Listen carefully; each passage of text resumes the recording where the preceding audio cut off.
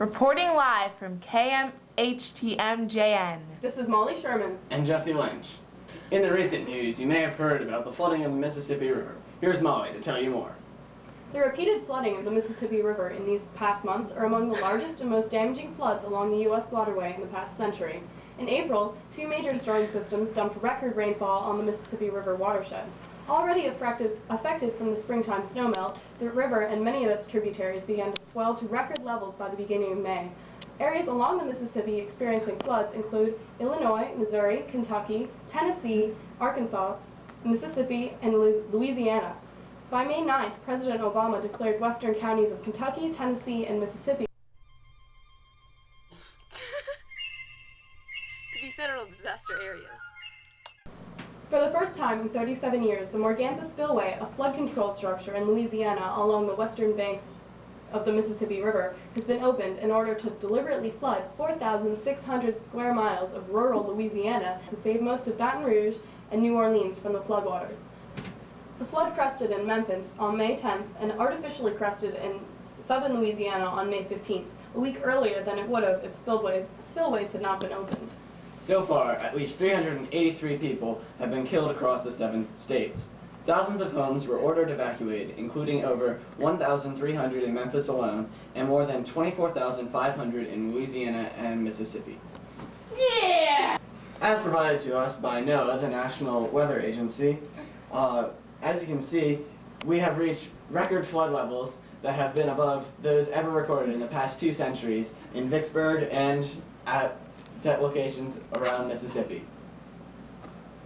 Now to our on-site reporter, Paradis. Spani on site.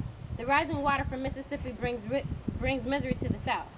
In Mississippi alone, hundreds of people have been displaced.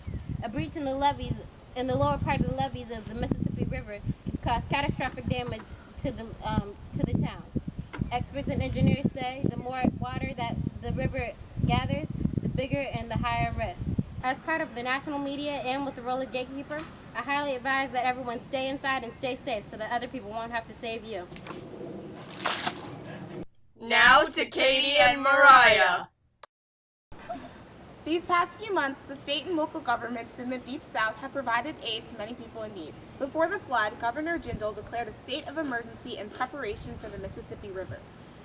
Agencies including the Mississippi Department of Transportation has helped monitor water levels on local and highway roads. Other agencies such as the Mississippi Emergency Management and Mississippi Emergency Communication Resources have provided citizens with resources such as housing and medical care. Local governments have created disaster recovery centers in Clark, Kemple, and Lafayette counties. These major disaster areas were given $6.2 million in federal aid. Let's go to Haley with more about federal aid. Yeah! Hello, I'm in a tree in Mississippi. The flood levels have reached an all-time high, and that's why I'm in this tree. The president has declared Mississippi to be in a state of major disaster on Wednesday after the flood. President Obama has been visiting local towns that have suffered from the flood, assessing how much aid each county needs. FEMA, the Federal Emergency Management Agency, has been giving hazard mitigation grant money to counties throughout the state. Millions of dollars in federal grant aid has been given to these counties. They are working to give short-term and long-term assistance to help individuals and businesses get their lives back on track.